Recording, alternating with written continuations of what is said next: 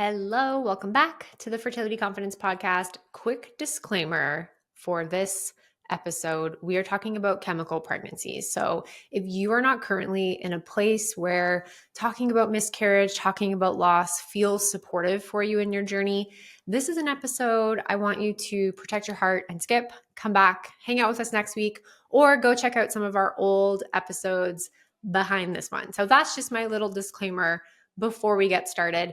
This is an episode and this is a topic that I get asked about all the time, honestly. And I kind of tiptoe a little bit sometimes around talking about miscarriage and loss on the podcast, but truly, if I am the fertility advocate that I tout myself to be, we can't tiptoe around these topics. We shouldn't feel shame talking about loss or miscarriage. And if even giving a little piece of advice helps one person, I've done my job. So let's talk about chemical pregnancies. What are they exactly? A chemical pregnancy is what's considered a very early loss happening before the 5-week mark. So it's typically that type of loss where you get a positive, but then a few days later, your period starts, or you have a faint line and your period's a couple of days late. You're not really sure what's going on. Or maybe you have a faint line, 12 DPO, but your period starts right on time.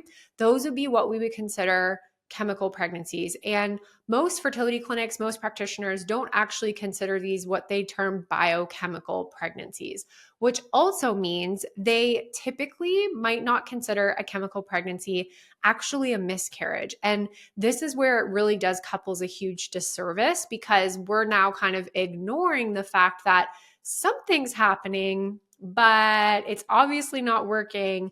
And we're leaving people to just suffer through these chemical pregnancies with very little support and very little investigation. So that's what I'm going to talk with you about today, is if this is something that's happening to you, whether it's been once, twice, 3 times, what are some things that you can advocate for to get a better understanding of perhaps why this is going on, and then where do we go from here to lower your risk of having another.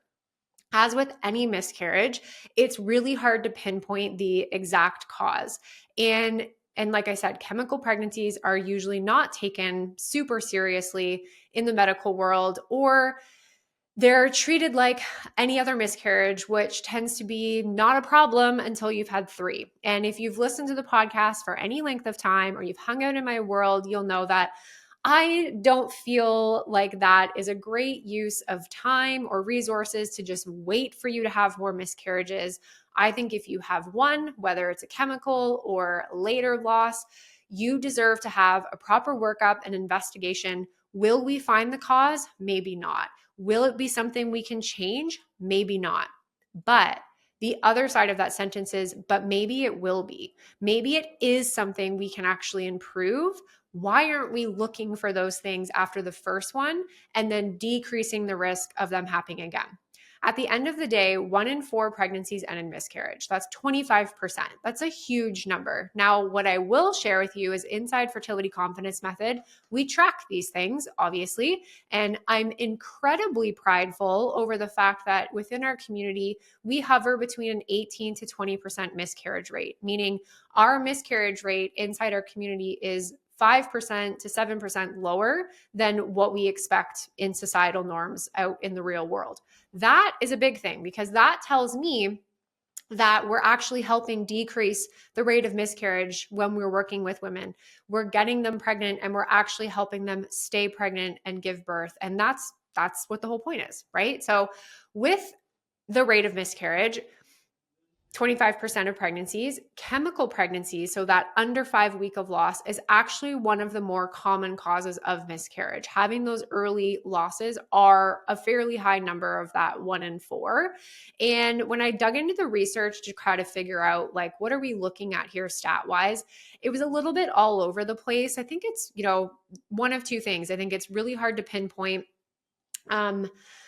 in terms of reporting. So a lot of times these things aren't even being reported. A lot of women actually don't even know sometimes that they're having a chemical pregnancy. If they're not obsessively taking pregnancy tests, you might not even know. But so the stats kind of showed anywhere between 50 to 75% of miscarriages are actually chemicals. So those early losses. So that's a huge portion of something that we're trying to improve the statistics on. And then when we're not taking them seriously, when we're not doing investigation, we're not even attempting to try to improve these rates, which I just think honestly is mind-boggling to me. Now, I already said figuring out the root cause of a miscarriage, whether it's a chemical or not, can be incredibly challenging. And one of the bigger causes of loss is genetics. And it's just not something we can actually do anything about or control. And it's a part of the story, right? There's no way around this. Especially with chemicals, a very large portion of chemical pregnancies are simply just related to a poor genetic embryo. And some eggs and some sperm just aren't great. You could be the healthiest person. You can do everything right. You can be young. You can be all the right things, but we all are still going to have some bad eggs and some bad sperm. It's just genetics, right? So that is a big piece of that. Now, however, though we can't control genetics, there are other factors at play here that we can control. So we want to talk about implantation issues. We want to talk about progesterone issues. We want to talk about blood clotting issues. And we want to talk about sperm issues, because all 4 of those modifiable pieces, and then we add the genetics, all of those are at play when we're talking about chemical losses.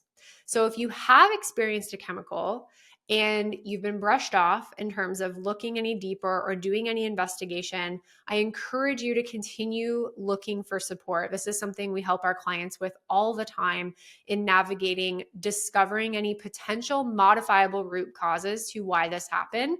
And at the very least, trying to bring people peace of mind for subsequent pregnancies around how are we going to support you. So hopefully we're decreasing the risk of this happening again.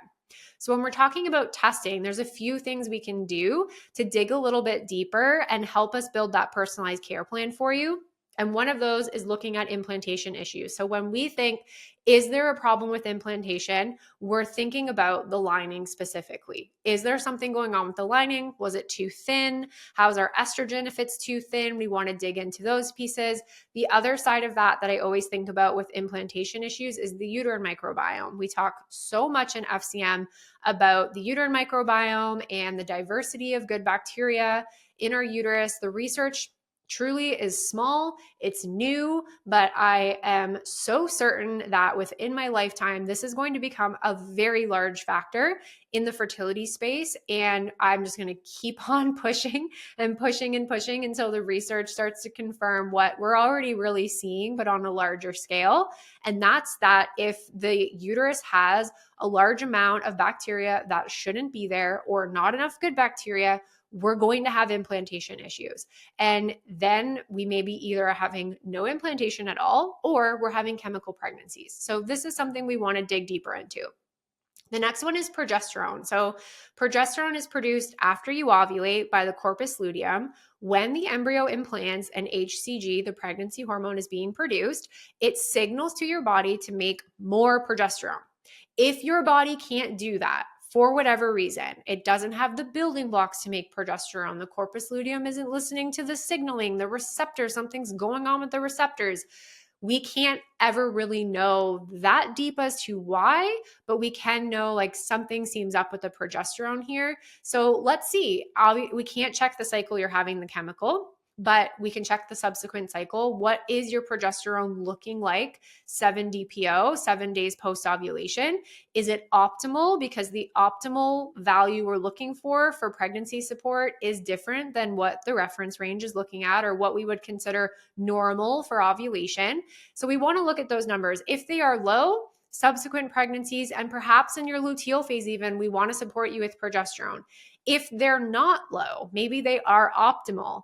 In subsequent pregnancies, if you had multiple chemicals, I would still be pursuing some progesterone support just in case. Maybe you make enough up until implantation, but your body struggles afterwards. So for some of my clients who've had chemicals before, who get pregnant again, we're immediately running progesterone at positive pregnancy test to see what do those numbers look like, and then usually a few times after to make sure that they're rising appropriately. And if they're not, immediate treatment. And that might be all that your body needs.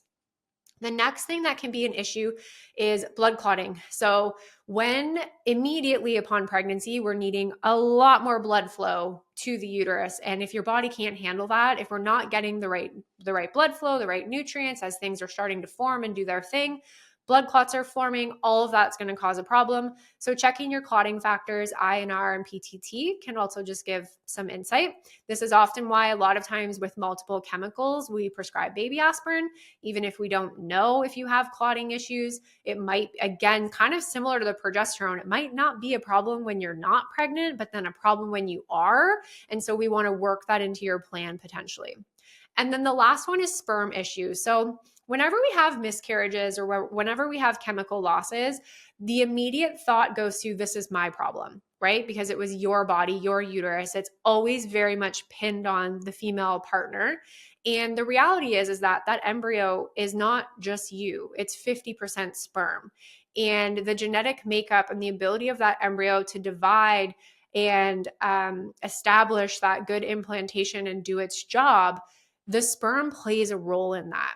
So whenever you are having miscarriages or chemicals, I really do think advocating for a DNA fragmentation test makes sense, because a standard run-of-the-mill semen analysis is great.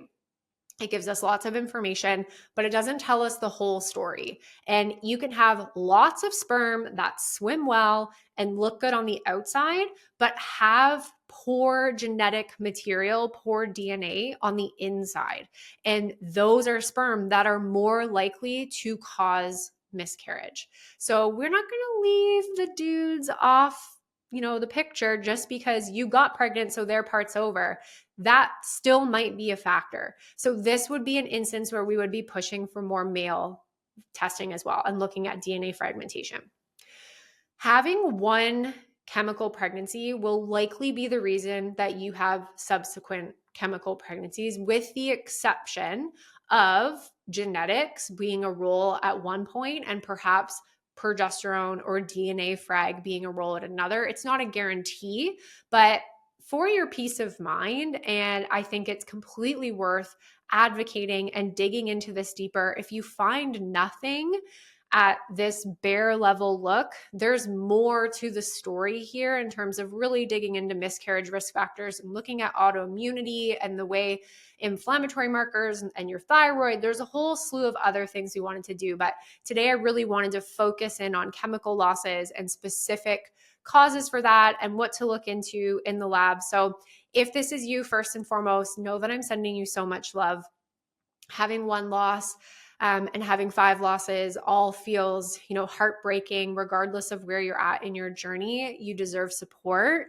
You deserve to feel validated in your concerns. And I think that fear of, is this going to happen again, can be incredibly debilitating on the fertility journey, and to not offer women specifically, but couples as a whole, some sort of support and at least attempt to find an answer, even though we might not be able to really pinpoint it, but attempt to help you understand what's going on and potentially support yourself better. The fact that we're not doing this right now is doing couples such a disservice on the fertility journey. And that's one of the reasons why I do what I do inside Fertility Confidence Method, because I truly do believe, regardless of where you're at in your journey, whether you've had a loss or not, if you want support, you deserve it. And we need to continue to have these conversations and help women and couples advocate for more testing, because the more that you guys advocate, the more that some of these things will just become standard. So you are doing the work to help pave the way for future generations. I wish you didn't have to. None of us want to be in this situation. I wish none of you had to listen to this podcast, though I do appreciate that you're here. And hopefully, if you are in this boat and you haven't had some of this testing done, this can help open up a conversation for you around where to go from here. And if you're looking for more support and you need more support on your journey, we are always here inside Fertility Confidence Method for you. And you can schedule a call, see if that fits into what you're looking for right now from a support plan over at downloads.kelseyduncan.com/results. And I'll make sure that link is over in the show notes for you. And I will see you guys in the next episode.